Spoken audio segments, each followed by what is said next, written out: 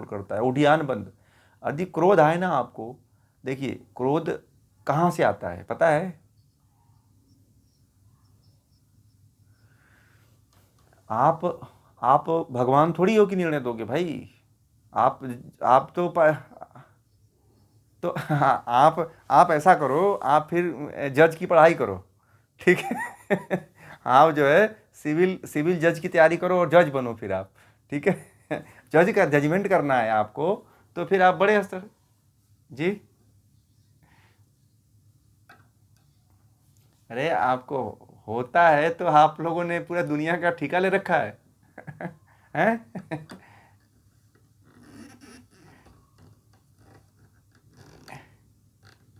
हाँ, बात है, वो भी है। नहीं आता है भाई, मेरा तो आता ही नहीं है। मेरा तो आता है।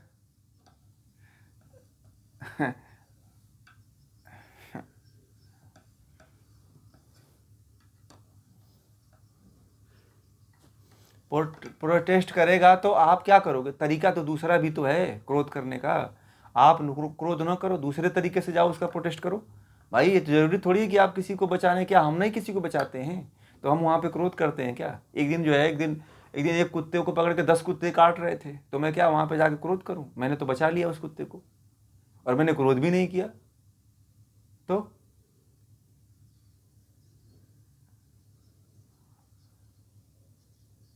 तो 50 साल आपने, आप आपको योग महोत्सव में गई थी ना, सीमा जी को जानती हैं? सीमा जी को ना, सीमा जी के घर में ऐसे ही होता था।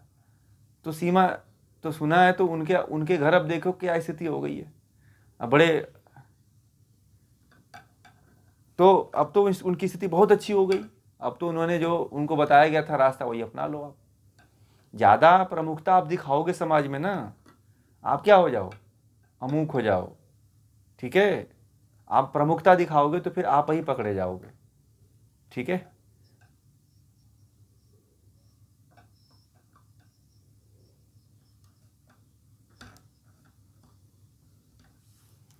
तो आप बिना मतलब का आप कांटे से उलझोगे तो क्या होगा भाई? आप लोग बिना मतलब का जा करके कुत्ते को छेड़ रहे हो। मत छेड़ो ना आप तो मतलब कि जबरदस्ती जो है ना समस्या को बुला रहे हो, मत करो आप। भाई दुनिया जो है, दुनिया में आप जो आपसे बदले उसी को बदलो, जो नहीं बदलना चाहता उसको मत बदलो। पूरी दुनिया में ईश्वर ने, ये ईश्वर की बहुत बड़ी व्यवस्था है, तो ईश्वर तो सबको देख रहा है ना। हाँ, तो और क्या, आपको आपको ये सब क्रोध पे कंट्रोल करना है तो ये सब मौन रहना शुरू कर दीजिए, और खेचरी मुद्रा लगाइए। ये तो अमृत का पान भी मिलेगा। और खिचड़ी, जब आपको क्रोध आए खिचड़ी मुद्रा लगा लो और सांभवी मुद्रा लगा लो आप, ठीक है। सांभवी मुद्रा लगाओगे तो भी नहीं देख पाओगे कुछ गड़बड़, अड़बड़ सड़बड़। इधर का उधर कोई किसी को भी नजर भी नहीं जाएगी आपकी। आप जो है सांभवी मुद्रा लगाओ। माता काली किस मुद्रा में रहती हैं? सांभवी मुद्रा में रहती थी वो भी। भगवान शिव के भगवान शिव के छाती पे चढ़ गई, उनको पता ही नहीं चला। नहीं, उन्होंने सांभवी मुद्रा, क्रोधी तो हैं परंतु वो सांभवी मुद्रा में रहती थी, इसलिए उनका भी क्रोध वो। हाँ, तो खेचरी मुद्रा लगा के रखो आप, ठीक है। और सांभवी भी लगा सकते हो, ऐसा नहीं है, सांभवी लगा के चलो आप रास्ते में। बैठे हो तो सांभवी मुद्रा लगा लो आप, कोई नहीं पूछेगा। चाहे उन्मनी लगा लो, बंद करके, सांभवी लगाओ, आंतरिक सांभवी, मतलब कि वाय सांभवी नहीं, दो तरह की सांभवी होती है, ठीक है। एक आंख बंद करके सांभवी लगाई जाती है, और एक जो है आंख खोल करके सांभवी लगाई जाती है। तो आंतरिक सांभवी लगाओ, आंख बंद कर लो वहाँ पे, फिर सांभवी मुद्रा लगाओ, देखो दिव्य प्रकाश को आप आज्ञा चक्र में। तो इस तरह से क्रोध को दूर कर सकते हो, ठीक है। हर क्रिया प्रतिक्रिया को आप उसका के प्रमुख मत बनिए, उसको छोड़िए, बोल दीजिए कि कोई दूसरा देख लेगा, छोड़ो, हमारे मेरे बस का ये काम नहीं है, मेरे इसमें आप मैं उलझता रहूँगा तो मेरा काम नहीं हो पाएगा। फिर इस तरह से आगे बढ़ो आप। गलत तो हर जगह हो रहा है, गलत के पीछे व्यवस्था गड़बड़ है ना। और गलत आज से थोड़ी हो रहा है, जब से दुनिया बनी है तब से गड़बड़ हो रहा है। एक कहीं अच्छा होता है, कहीं बुरा होता है, तो आप अच्छा करने का प्रयास करो।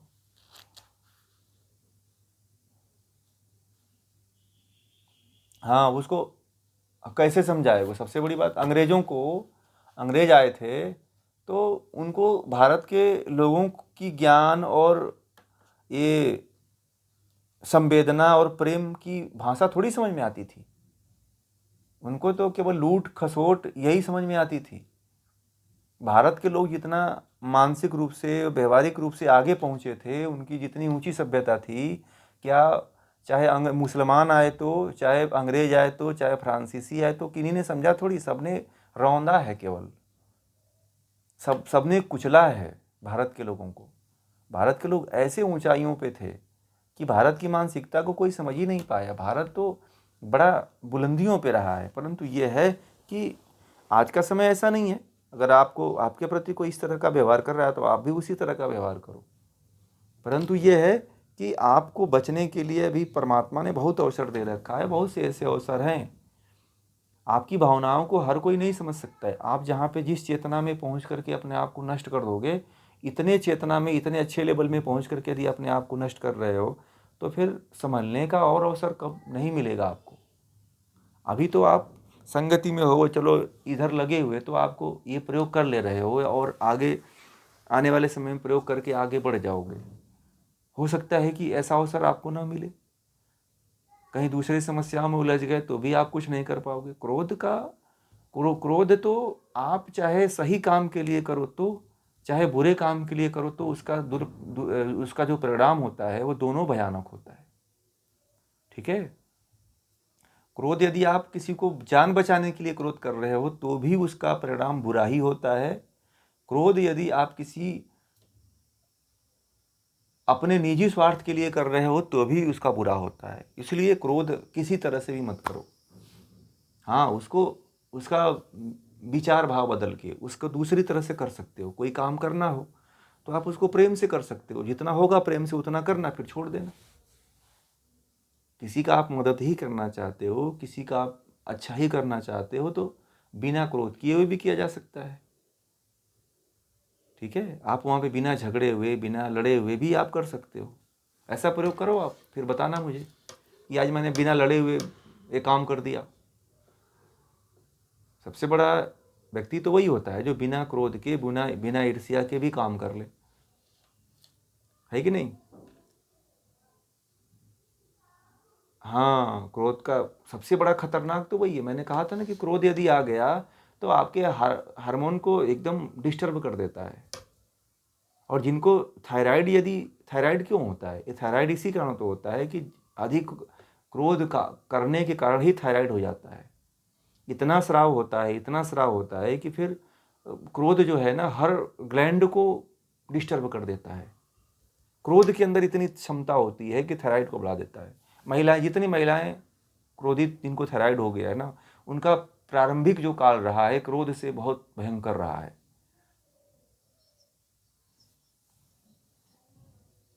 हाँ, वो भी क्रोध के कारण ही होता है। आप देखना, जो भी महिलाएं जो क्रोध करती हैं ना, एक महिला मिली थी अभी, यहीं पे हैं, कच्छ की हैं। उनको बड़ा क्रोध आता है, थायराइड, इनको बहुत भयंकर वाला थायराइड है। तो मैंने कहा कि पहले आप बड़े अच्छे स्वभाव के रहे होंगी। मुझे तो पता था कि ये क्रोधी थी। तो मैंने उनको कहा कि आपका स्वभाव बहुत अच्छा पहले रहा होगा, बहुत सज्जन रहे होगे। बोले नहीं नहीं, मैं सज्जन वज्जन कुछ नहीं थी, मैं बहुत क्रोध करती थी। ठीक है। तो बोलती थी कि मैं अपने बच्चों को खामोखा बहुत पीटती थी। अब जो बच्चों में रहता है वो देखिएगा, वो बड़ा क्रोधी स्वभाव उसका हो जाता है। ठीक है। जिनके कई बच्चे हैं या बच्चों में स्कूल में रहते हैं ना, वो देखिए टीचर अधिकांशतः बड़े क्रोधी स्वभाव के होंगे। जितने टीचर होते हैं स्कूलों में रहने वाले बड़े क्रोधी हो जाते हैं वो। ठीक है। तो क्रोध के कारण आपके हार्मोन से सबसे अधिक प्रभाव पड़ता है भाई। भगवान श्री कृष्ण ने तो यहां तक कह दिया कि काम से भी खतरनाक क्या है, क्रोध है। गीता में कहा गया है ना कि काम से खतरनाक क्या है, क्रोध है।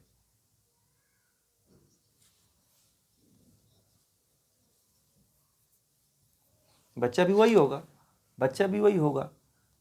आपको बता दें, यदि कोई स्त्री क्रोधी है, कई स्त्रियों के तो गर्भ जो है ना क्रोध के कारण गिर जाते हैं। कई स्त्रियां आज जो है, जो सबसे बड़ी समस्या ये हो रही है कि जो कई स्त्रियों को देखा होगा जो गर्भ धारण नहीं कर पाती हैं स्त्रियां, उनमें सबसे पहला सबसे प्रमुख कारण क्रोध का होता है। ठीक है। और देखना आजकल के नए लड़के लड़कियां हैं, उनका भी जो ये सब समस्या हो रही है क्रोध के कारण ही हो रही है। आपस में बड़े झगड़े मारपीट होते रहते हैं, क्रोध होते रहते हैं। और क्रोध जो है ना कई समस्याओं की जड़ है, एक नहीं बहुत सी समस्याओं की जड़ है। बीपी भी होना, डायबिटीज भी होना, डिप्रेशन भी होना क्रोध का ही कारण है। इसको आप लोग नोट कर लेना, मैंने पहले ही बोला है।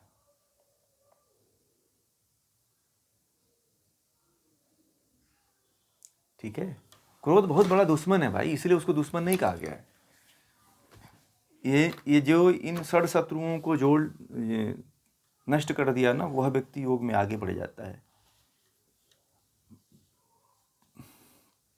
एक व्यक्ति थे, योग टीचर थे, समझ में आ गया। तो उनको योग दर्शन पढ़ाते थे एक प्रोफेसर एक यूनिवर्सिटी में। तो एक जगह मिले थे तो वो कहने लगे कि मैं जो है यम नियम को जीता हूँ। ठीक है, यम नियम को जीता हूँ। तो वहीं पे मैं भी था संयोग से। तो वहीं पे एक प्रोफेसर ने वो पेपर अपना पढ़ रहे थे। पेपर ले जाते हैं ना कॉन्फ्रेंस में, तो पेपर पढ़ते हैं। तो वो पेपर पढ़ रहे थे, तो एक प्रोफेसर ने उनकी बातों को काट दिया, ये इन्होंने गलत इनका पेपर है। तो जो दूसरा वो जो प्रेजेंट कर रहा था, जब अपना पेपर प्रेजेंट कर लिया तो बड़ा क्रोधित होकर के उनके पास आया। ठीक है, अहंकार में आया, बोला कि अरे तरे बोल के बात करने लगा। बोला कि तुम ऐसे बहुत अपने आप को ये बन रहे हो। तो वह जो जिस व्यक्ति पे वो क्रोध कर रहे थे उसने कहा कि आप ही ने तो कहा है कि मैंने यम नियम को जीत लिया है, परंतु आप तो यहीं पे फेल हो गए। आपके अंदर तो अभी क्रोध गया ही नहीं, तो फिर आपने जीता कैसे? आप वहां मंच पे बोल रहे थे कि मैंने जीत लिया है। फिर वह गिरा, ऐसा मुंह उसको जवाब दिए कि वह फिर दूसरी बार बोला ही नहीं, चुप हो गया एकदम। उसके एक शब्द नहीं निकले, सारा उसका ज्ञान और सारा उसका लेक्चर सब धारा का धारा रह गया। तुम कहते हो कि मैं क्रोधी नहीं करता हूं, आकर के तुम मुझसे लड़ने लगे, तो ये क्या है? इसका मतलब कि तुम जो मंच पे खड़े होकर बोल रहे थे सब झूठ बोल रहे थे ना। वो यही बोल दिया कि आप इसका मतलब कि पूरे मंच पे सब लोगों के सामने झूठ बोल रहे थे। और वहां पे एक लोग नहीं थे, जब ये उसने बात किया तो वहां पे 8-10 लोग बैठे हुए थे, और वो व्यक्ति मेरे बगल में ही बैठा था।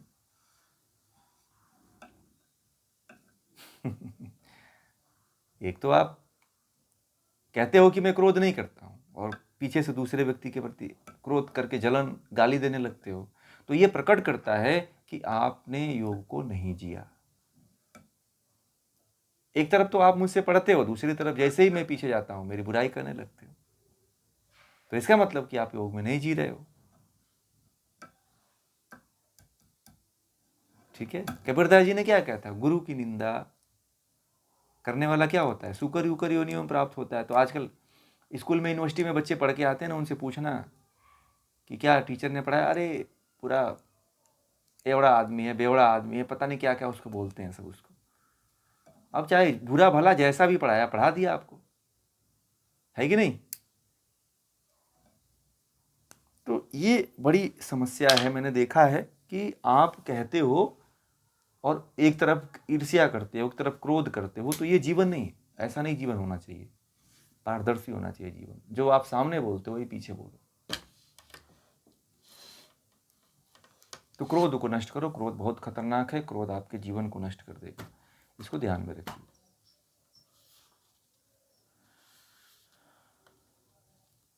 गीता में भगवान श्री कृष्ण ने कि काम से भी खतरनाक क्रोध होता है, और जिसके अंदर क्रोध आ जाता है वह उस व्यक्ति के बुद्धि का नाश होता है, और जिसके बुद्धि का नाश हो जाता है उसका सर्वनाश हो जाता है। इसलिए क्रोध को पहले कंट्रोल करो, क्योंकि जिसका क्रोध, हाँ, काम से भी खतरनाक होता है। काम मतलब इंद्रियों की इच्छाओं से भी खतरनाक होता है ये। क्रोध जिसके अंदर आ गया उस व्यक्ति का कहते हैं कि बुद्धि नष्ट होने लगती है, और कहा भगवान श्री कृष्ण ने कि जिसकी बुद्धि नष्ट हो जाती है उसका सर्वनाश, मतलब सब कुछ नाश हो जाता है। ठीक है, इसलिए क्रोधी मत बनिए। सब कुछ यदि छोड़ना पड़े क्रोध न आने के लिए तो छोड़ दो, क्रोध को मत आने दो बस।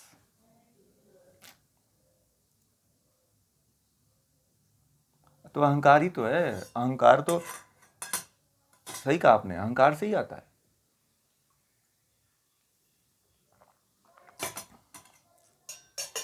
जैसे मान लीजिए कि आप परिवार में मुखिया हो, ठीक है, आपका लड़का है, आपने कहा कि भाई यहाँ नहीं जाना है, लड़का कह रहा है कि मुझे जाना है घूमने, और आपने कह दिया कि मुझे नहीं जाना है, तो लड़के ने क्या किया, गाड़ी उठाया और वो घूमने चला गया। तो फिर आपके क्या आएगा, भयंकर बड़ा क्रोध आएगा। बोला कि मैंने इसको बोला था, ठीक है, कि मत जाना,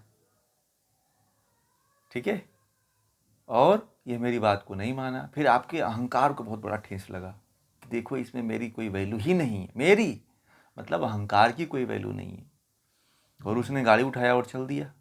फिर आप उसके ऊपर खूब आग बबूला होते हो, खूब गाली देते हो, खूब इधर उधर घूमते हो, फिर बोलते हो। जब आता है तो फिर उसके तिलतिला के देखते हो, उसके तरफ डांटते हो, गाली देते हो, फिर ऐसे करते हो, बोलते हो। कई बार तो मार झगड़े हो जाते हैं। तो ये क्रोध के कारण ही, क्योंकि अहंकार को ही ठेस लगा ना कि मेरी बात को नहीं माना उसने। अहंकार से ही उत्पन्न होता है ये, कोई भी क्रोध जो उत्पन्न होता है वो अहंकार से ही होता है। जैसे महिलाएं सबसे अधिक घर में क्रोधित क्यों क्यों होती हैं, देखा होगा कि सबसे अधिक घरों में महिलाएं जो है, चाहे कितनी भी पढ़ी लिखी महिला है, ठीक है, चाहे हाई प्रोफाइल और हाई ग्रेजुएट महिला क्यों ना हो, वो देखना उसके अंदर भी उतना ही क्रोध आता है जितना सामान्य महिलाओं के अंदर आता है। क्यों? क्योंकि वह उसके अंदर भी अहम बहुत अधिक होता है। वो चाहती है कि वो मेरे अनुसार क्यों नहीं हुआ, मेरे बात को क्यों नहीं तवज्जो दी गई, मेरी बातों को क्यों नहीं सुना गया, मुझे क्यों नहीं सुना गया, मेरी बात को माना क्यों नहीं गया, क्योंकि इसकी रानी, घर की रानी तो मैं हूं, मेरा यहाँ पे बस चलना चाहिए, तो दूसरे व्यक्ति की यहाँ पे बात मानी जा रही है। तो यहीं से अहंकार के कारण जो है उस महिला के अंदर, महिलाओं के अंदर क्रोध उत्पन्न होने लगता है। ठीक है, रूप का, धन का, यौवन का, हर चीज का क्रोध, हर चीज के अहंकार का क्रोध आता है। ठीक है, इच्छा का, ये सब क्रोध के ही कारण है, अहम के कारण ही सब उत्पन्न होते हैं, सब अहम का ही रूप है।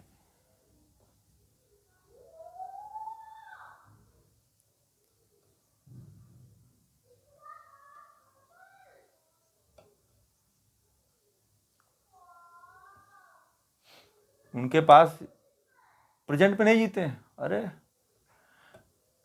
आप देखिएगा, वो ऑफिसर जो रिटायरमेंट हो जाते हैं ना, तो सड़क पर उनको घूमते हुए देखिएगा, उसी ड्रेस में घूमते हैं। वो रिटायरमेंट होने के बाद भी उनकी अकड़ ऐसी होती है उनके अंदर कि उसी ड्रेस में, उसी सूट बूट में अगर किसी से बात भी करते हैं तो उसी लफ्जे में बात करते हैं। ठीक है, एक कोई अधिकारी हुआ था, कमिश्नर पद से रिटायरमेंट हुआ था, आईपीएस था, तो एक दुकान पे खड़ा था और किसी लड़के ने कुछ का मतलब ऐसे सामान लेना था तो वो पहले ले लिया। तो दुकानदार को वो गाली देने लगा, तुम जानते हो तुम कौन हो, मैं यहाँ पे खड़ा हूँ, तुम इसको दे दिए। छोटा सा बच्चा था वो, बहुत बड़ा भी नहीं कोई था। तो उसके ऊपर भड़क गया, दुकानदार वाले के ऊपर। तो बोला, साहब ये बच्चा, मैंने बच्चे को सोचा कि आप बड़े हैं तो मैंने इसको दे के हटा दूँ, फिर आपको मैं देता, आपको मुझे बहुत देर तक लगता, उसको थोड़ा सा शेख सामान लेना था और इसको जो है आपको ज़्यादा सामान देखना था, इसीलिए मैंने उसको दे दिया। बोला, तुम जानते नहीं, तुम बहुत ये बनते हो, मैं इतने साल तक इस फील्ड में काम किया हूँ, तुम्हारी सब दुकान तोड़वा के फेंकवा दूंगा मैं। इस तरह से उससे बात करने लगा। बोला, अरे साहब, हमारा तो ऐसी औकात नहीं है, आप कहाँ इससे नाराज़ होते हैं, मैंने एक बच्चे को दे दिया, उसमें आप ऐसे हो रहे हैं।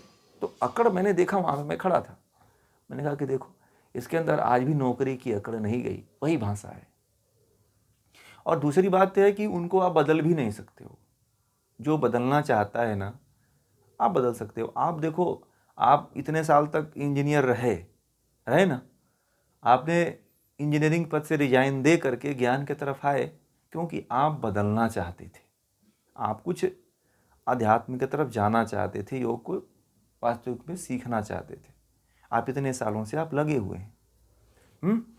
जो बदलना चाहता है वही बदल सकता है, जो नहीं बदल सकता है। तो आज भी आपके साथ के इंजीनियर ऐसे हैं जो यदि उनके सामने यदि ज्ञान और योग की बात करो तो बड़े अहंकार के साथ प्रेजेंट होंगे वो। जैसे महेंद्र जी हैं, आप हैं, तो आप लोग बिना अहंकार शून्य होकर बात करते हो, है कि नहीं? अहंकार नहीं है, क्योंकि आप उस ज्ञान को समझ रहे हो कि क्या ज्ञान है होता है और पद क्या होते हैं, और ये जो रिश्ते नाते हैं और ये जो सब यहीं ख़त्म होने वाले हैं, क्योंकि इनका कुछ अस्तित्व नहीं है, क्योंकि आप उसको समर्पित होकर पढ़ रहे हैं आप लोग, तो आपको पता है। परंतु कुछ ऐसे अहंकारी व्यक्ति है, वो समझते हैं कि देखो मैं इंजीनियर हूँ, मैं फालतू की चीज़ें क्यों पढ़ूँ। तो इंजीनियर ये समझता है कि हम मशीनी ज्ञान को सीख गए हैं, किसी तकनीकी ज्ञान को सीख करके वो समझता है कि मैं बहुत ज्ञानी हूँ, परंतु वो क्या जानता है, उसका ज्ञान क्या है। जैसे मान लीजिए इंजीनियर क्या होता है, जैसे मान लीजिए कि ये पेन है, तो पेन को बनाने में जितने टेक्नोलॉजी आती है वो उसी को जानता है ना। अब यहाँ पे समाधि को और योग को थोड़ी जानता है, बुद्धि को अहंकार को थोड़ी समझ पाता है वो तो बुद्धि और अहंकार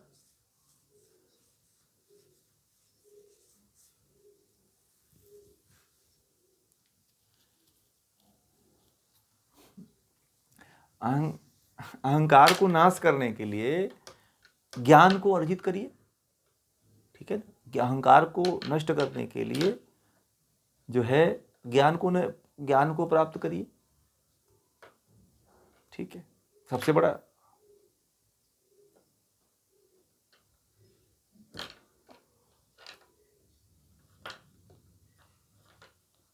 नहीं, वो दूसरी बात थी वो।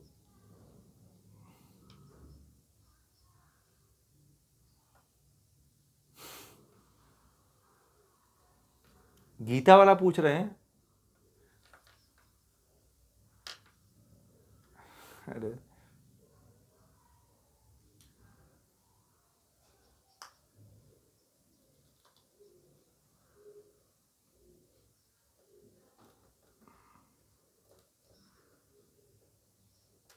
आगम प्रमाण है, जो मान लीजिए मैंने पढ़ाया कि अहंकार मत करो, शास्त्रों में लिखा है कि अहंकार मत करो, तो आप उसको मान लो कि अहंकार करने से हमारा नाश होता है, ठीक है।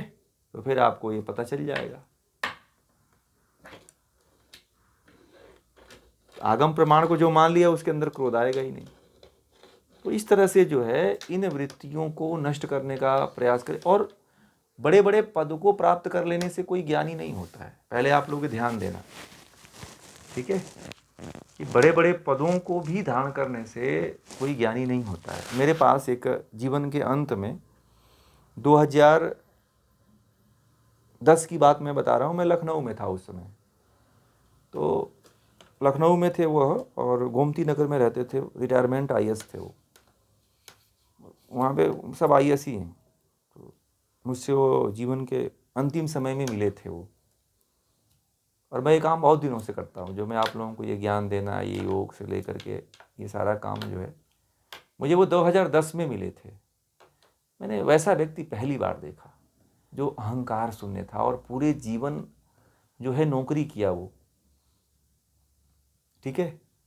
वह व्यक्ति जो है मुझे ले गया, अपने घर ले गए, और उनके पास जो है 20-25 करोड़ रुपए की संपत्ति थी। तो एक संपत्ति तो उन्होंने अपने अलमारी को मुझे खोल के दिखाया कि देखिए पूरा इसमें पैसे भरे हुए हैं, चेक बुक सब वैसे उनके टेबल पे पड़ा हुआ था। बोले थे कि देखिए मेरे अंदर पूरी संपत्ति को लेके मैं इस टेबल पे बैठता हूँ और सामने लेके बैठता हूँ, परंतु ये मेरे साथ नहीं काम करने वाले हैं। आज मेरी स्थिति ये है कि मैं खाना नहीं खा सकता हूँ। मैंने जीवन में 40 साल पढ़ते हुए लगा दिया, और जब मैं इस पैसा को इकट्ठा किया तो मैं खाने के योग्य नहीं हूँ, ठीक है। वो रिटायरमेंट हो चुके थे और मुझे बहुत कुछ बताना चाहते थे वो। संयोग से जब मुझे अपने घर ले गए वो, तो मात्र घर ले जाने के बाद 4 दिन बस जिए वो व्यक्ति। और मैं उनके साथ जो है 2 ही दिन रहा, उसके बाद तो उनके घर वाले वो कहीं चले गए, और रास्ते में ही उनको कहीं कुछ अटैक वटैक आया, उनको कहीं जाना था। तो 2 दिन मुझसे मिले थे वो, तो बोले कि आप मुझे पहले मिल जाते तो शायद मेरी ज़िंदगी संवर जाती। उनका अंतिम कथन ये था कि आप मुझे पहले मिलते तो आज मैं जो जीवन जी रहा हूँ और जिस परिस्थिति में जी रहा हूँ, परेशानी में जी रहा हूँ, बहुत मतलब कि बहुत फ्रस्ट्रेट हो गए थे वो, कि मेरा जीवन बर्बाद हो गया। वो उनकी मुख्य जो एक उनके अंदर जो तड़प थी कि सब लोग वो कहते थे कि मुझे सब कहते हैं कि आपका जीवन सफल हो गया, परंतु वो कहते थे कि मैं अपने आप को कभी सफल नहीं मानता हूँ कि मैं सफल हो गया। मैं सांसारिक जीवन में केवल सफल हुआ हूँ, परंतु सांसारिक जीवन में मैं इस सफलता को प्राप्त करके खुश नहीं हूँ। उनका कथन था ये। और मैं ये बात ना मैं सबसे कहता हूँ, उनकी बात को जब मैंने देखा था तो मैं जहाँ भी जाता हूँ उनकी उस बात को रखता हूँ। मुझे पता नहीं परमात्मा ने क्या दिखाया था उस समय। और 2 ही 4 दिन वो जिए थे, उसके बाद वह, और 2 दिन उनसे मिला था और कुछ ऐसी इमरजेंसी आ गई थी कि वह अपने ही गाड़ी पे बैठे और अपने ही चलाते हुए जा रहे थे कहीं बाहर, और शायद उनका हार्ट अटैक आ गया कि एक्सीडेंट हो गया और वो नहीं रहे। तो फिर उनके अलावा मुझे और किसी से संपर्क ही नहीं था कि उनके बारे में कोई इन्फॉर्मेशन ले। ठीक है। तो बाद में मुझे किसी ने उनके जो वो हुआ करते थे, जो द्वारपाल जो हुआ, उनके अंदर जो सिक्योरिटी गार्ड थे, तो सिक्योरिटी गार्ड ने मुझे बताया, उनका जो सिक्योरिटी गार्ड था, बोले कि उनका तो डेथ हो गया। ओहो, मैंने कहा अरे हमें तो बुलाए थे वो। बोले कि ये बात किसी को नहीं पता थी। बोले कि मैं गया उनके यहाँ तो, और मुझे बुलाए थे कि आप यहाँ पे आना। अब मैं दूसरे दिन गया, तीसरे दिन गया तो पता चला कि वो तो मर गए। तो उस व्यक्ति के अंदर 2 ही दिन हमसे बात हुई थी, और 2 दिन में वो कहा कि मैंने दुनिया की सारी भौतिक चीज़ें प्राप्त कर ली। उस व्यक्ति पहले ही दिन मैं गया ना, तो मुझे वो इतना उसके पास संपत्ति था, वो सब संपत्ति दिखाया कि देखिए मेरे पास ये सारी संपत्ति है, परंतु मैं खुश नहीं हूँ। और सब लोग इसको देख के खुश होते हैं कि ये मिल जाए तो मैं खुश हूँ। उस जमाने में उनके पास जो स्कॉर्पियो बोलेरो, 4-4 बोलेरो पड़ी खड़ी थी उनके यहाँ, और करीब 7-8 6-7 उनके यहाँ नौकर थे। अब बोले कि मैं सबको 10,000 15,000 देता हूँ साहब, ऐसे बोले। अब बहुत सज्जन व्यक्ति, मैं बता रहा हूँ, इतने सज्जन व्यक्ति थे। मैं पहला ऐसा कोई व्यक्ति देखा जो इतनी ऊंचाइयों को, और भारत सरकार में इतना काम करने के बाद भी इतना, वो बोला कि मैं रिटायरमेंट जल्दी ले लिया, और कहा कि मेरे पास कुछ नहीं है, मेरे पास मेरा सब कुछ खोने जा रहा है। मैंने कहा कि आपने तो इतना बड़ा नौकरी कर लिया, ये कर लिया, वो कर लिया। बोले कि आपको लगता है, आपको भी लग रहा है कि मैंने सब कुछ प्राप्त कर लिया, परंतु मुझे बड़ी पीड़ा है कि मैंने कुछ नहीं प्राप्त किया। न स्वास्थ्य प्राप्त कर पाया, न ज्ञान प्राप्त कर पाया। उसके अंदर यह भूख थी, समझ रहे हैं। और वो अपने जीवन काल में बोले कि मैं अच्छे व्यक्ति की संगति ढूंढता रहा, परंतु मुझे कोई अच्छा मिला ही नहीं। बड़ी मतलब 2 दिन में हमारी उनकी इतनी घनिष्ठता हो गई थी कि मतलब मत पूछिए। परंतु परमात्मा की कुछ इच्छा ही ऐसी रही कि उनसे ज़्यादा संगति नहीं हो पाई, नहीं तो वो बहुत कुछ हमें बताना चाहते थे। ठीक है। फिर उनके घर परिवार वाले उनको अंतिम संस्कार किए होंगे ले जा करके, जहाँ पे भी जैसे भी होगा। तो मैंने देखा कि व्यक्ति जब बहुत ऊंचाइयों को छू लेता है, और जब व्यक्ति को के अंदर जो है अज्ञान और अहंकार जब तक उसके भीतर से नहीं हटता है और नहीं मिटता है, तब तक वह अपने आप को जीवन भर कोसता रहता है। ठीक है। तो इसलिए बड़े, और परंतु उसकी जो मृत्यु हुई ना, मुझे इतना पता है कि उस व्यक्ति की जो मृत्यु हुई थी वह कहीं ना कहीं ज्ञान के लिए हुई थी,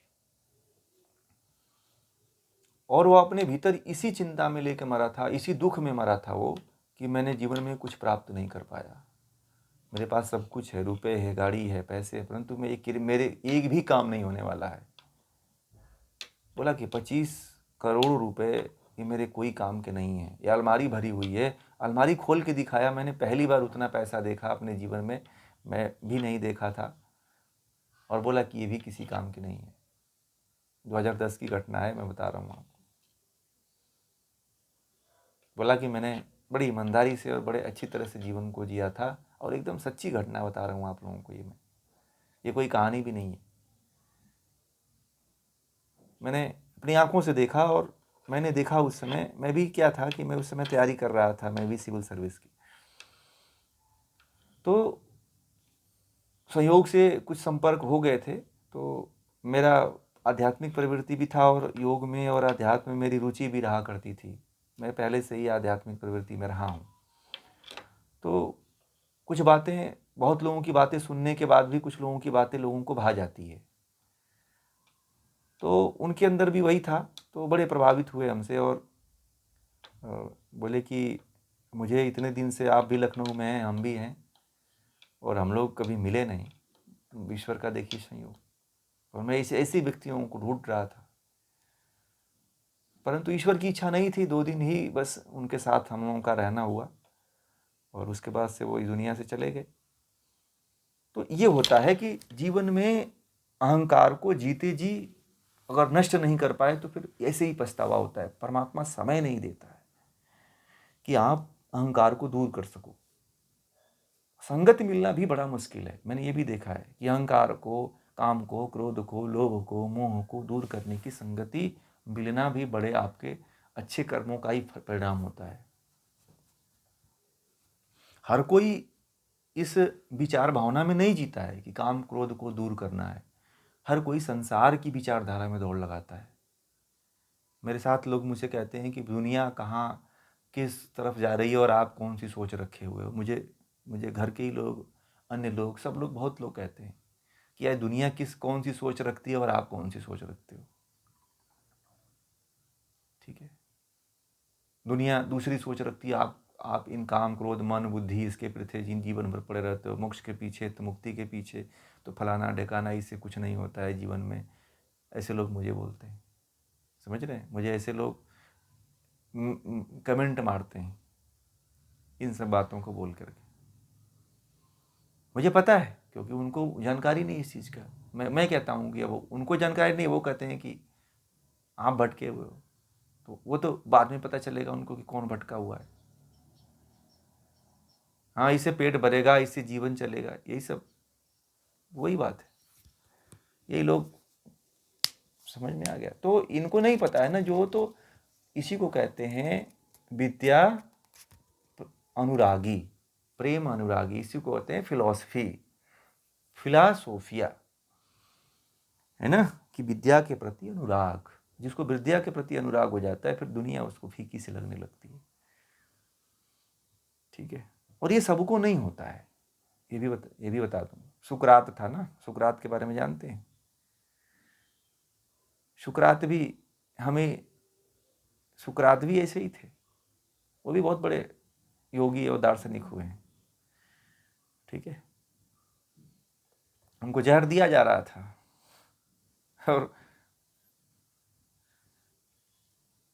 और जहर देने का भी उनको कोई परवाह नहीं था कि मुझे जहर दिया जा रहा है। लोग कह रहे थे कि तुम मर रहे हो। बोले कि तुमको पता है कि तुम मर रहे हो, मैं मर रहा हूं, मुझे तो नहीं पता है कि मैं मर रहा हूं, मैं तो अमर हूं। जब लोगों, उनके शिष्यों ने पूछा कि आचार्य आपको दुख नहीं हो रहा है जहर पीते हुए? बोले कि मुझे किस बात की दुख है, मैं थोड़ी मर रहा हूं। उनके पास प्लेटो और उनके बहुत से शिष्य थे, 10-15 शिष्य उनके पास खड़े थे। उनसे पूछने लगे कि आप मर रहे हो, आपको दुख नहीं हो रहा है? बोले नहीं हो रहा है। अद्भुत व्यक्ति थे सुकरात।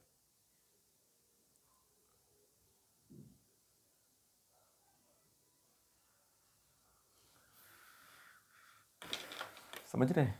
तो आप लोग भी अहंकार को नष्ट करिए।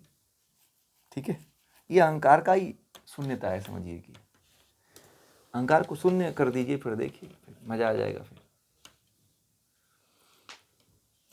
तो इस विषय को पूरा करते हैं एक बार। ओम का उच्चारण, फिर शांति पाठ।